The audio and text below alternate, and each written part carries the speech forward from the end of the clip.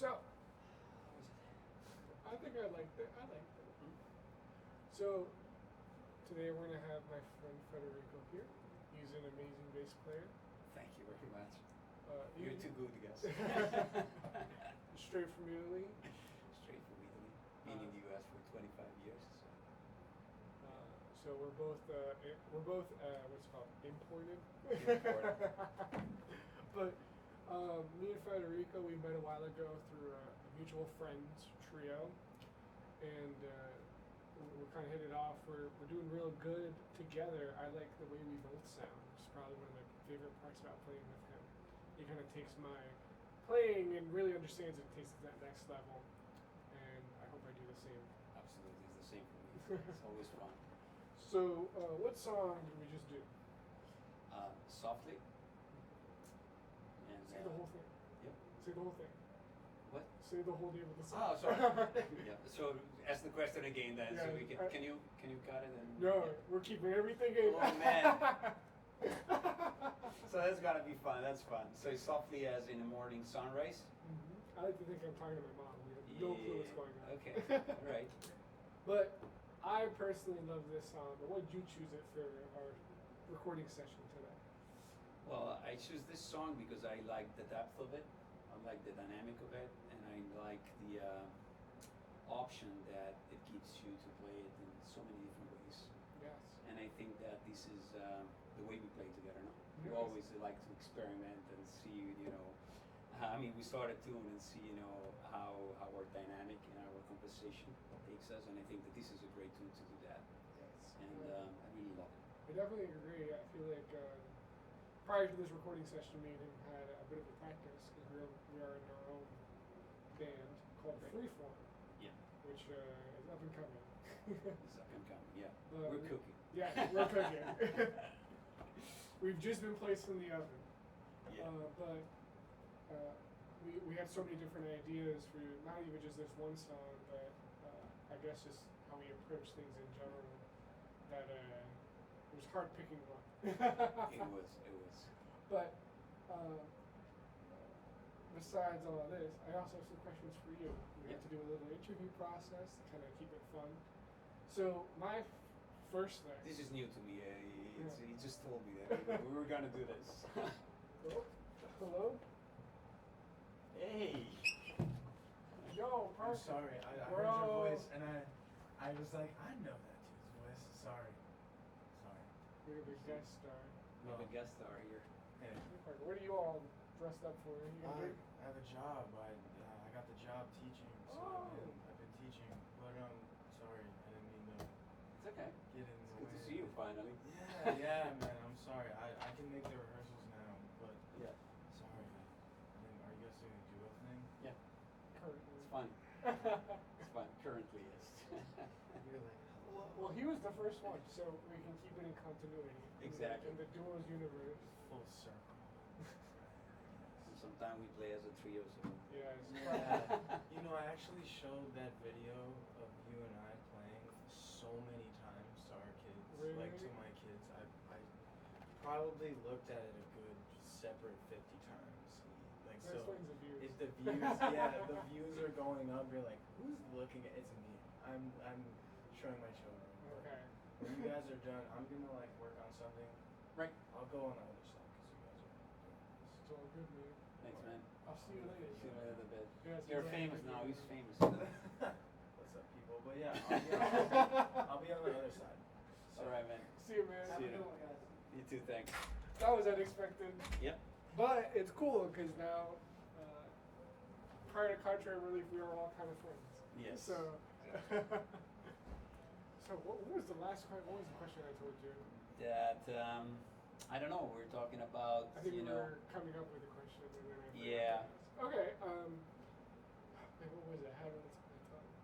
I think for me, my biggest question for you when you play is when you're playing, what feeling do you like to express the most through the play? I always feel like percussion, so almost like a percussive feeling inside, and I try to transfer that on to the try to kind It's of keep like, a little bit more. yes, groove. yeah, I really like that. I really like to explore like rhythm and not just play, um, you know, just yeah, experiment. Okay. I like that. I can definitely pick up on it whenever Yeah. you start to do kind of more rhythmic stuff. It kind of motivates me to kind of lock in with you better. Yeah. Um, so another thing, we kind of talked about this before. We were talking about Miles Davis's second quintet and Ron Carter being like an influence for me at least. What about for you? Who do you think has given you the most impact, listening wise, in terms of bass players? I mean, there's so many great bass players out there. Ron Carter is certainly. I mean, what I like about him, and we were talking about the Miles Davis quintet in the '60s, and him, and also Herbie Hancock, is that they started the journey there with every decades almost. They kinda did kept pushing it. something, yeah, they pushed it, and like at some point in 1970, 1971, you have like the recording of Beaches Brew. That was it was like going from like standard jazz into like fusion. That was something new at that time. I don't even know if they knew what they were doing. They were Yeah. experimenting, and that opened the not just the world of jazz, but I think the world of music to new ways of playing music and expressions. And then if you think about that, if we talk a little bit, then you take Miles and into the '80s with what he did with like Marcus Miller and the recording of like the album Tutu. That is always again, it's like so going back to bass players. I think that I don't know. I don't think. Of course, Jaco is one of my Oh, favorite. yeah, I of could. course. But again, you have Marcus. You have so many other great bass players like Miroslavitus. He was one of the bass players with the Weather Reports. Victor Bailey, and then I don't know these days Victor Boutin.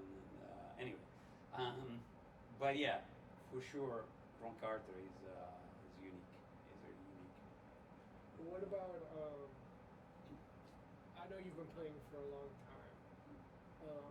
What was the initial motivation to pick up the bass? Like back. It was in the day. acid jazz in my Acid jazz? 1920s. Yeah, that's the reason why I actually started to play bass. Before I was like singing and playing like guitar a little bit, rock and roll. I mean rock, not rock and roll, but all the Led Zeppelin stuff, Deep Purple, and then I think it was Jamiroquai, the Brand New Heavens, Oh my God. Incognitos, and there was that bass that was an extension of what happened in the '70s of the disco music, and that was like It was my drive. groovy. Yeah, it was groovy, and that's what had me started, with the bass and with jazz, and then unfortunately, I played until I was like 20, 26, 27 years old. Then I had 3 kids in the meantime, a job, traveling a lot, and believe me or not, but for 15 years of my life, I almost didn't play. Oh. And then I started again in 2015. And 2018 actually is when I decided, 2017-18, to really study jazz deeper and deeper. And I started to go to Jazz House Kids. We're lucky to have that place here in New Jersey, with great musicians, teachers, with a lot of patience dealing with guys like me. Because I have a job during the day, but I guess that was my dream, and so I started to practice 3-4 hours every night, and then even more than 10 hours over the weekend, and play and play and play, and that's where I am now. Yeah, So I mean- continue to study, and but I started to play upright only in July 2021. Jesus, that's Yeah. still like insane to me. Yeah, Abel actually, Mireles is a great teacher, and I was studying like improv on electric bass with him. And I don't know if you guys know him, but he's a great composer and sax player. Really, his album actually is phenomenal. Anyway, he said you should try playing upright, and I said, man, it's so different, the technique and everything. But then again, I bought it, and it was a challenge, and I started to alternate, upright and electric bass, in my practice every day. And then he started to push me to actually, take the instrument to class. Saying, maybe you play a tune, you're not gonna be perfect, but, start playing it.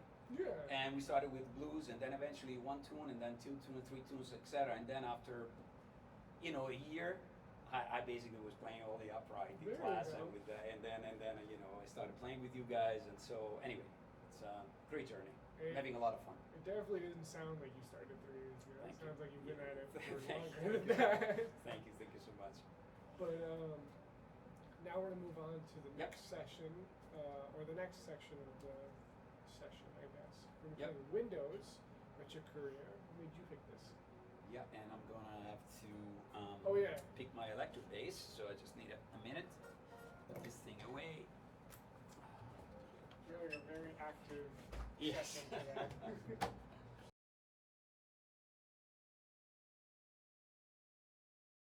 Alrighty. So, Windows by Chick Corea. What made you choose this song? Yep. What made you choose this song? Well, in this case, I should say, for the expert, the changes, because the harmony of it, I really love the, this composition is just, it's not just the usual, tune. It's got a lot to it. Yeah, it's got a lot to it, and I think we were talking about it. It's a fusion tune, but at the same time, it's it sounds like fast, but in reality, the melody spreads, and so it's wide. No, It's definitely got a not lot easy of- to play. Got a lot of atmosphere to it. Yes, and so that's the reason why, I guess. Alrighty. Alrighty. Let me give us the intro.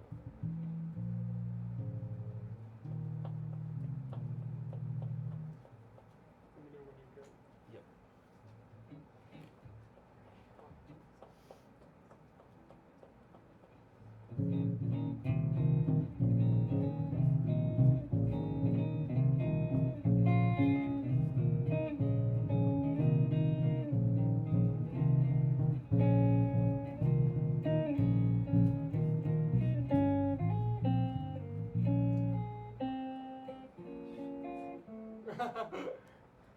Yes. Oh, good. That's part of the experience, Of yes? course. We decided how to play it before the auto tune, and now it's like. It's okay. It's okay, yeah. Alright, so start all over again.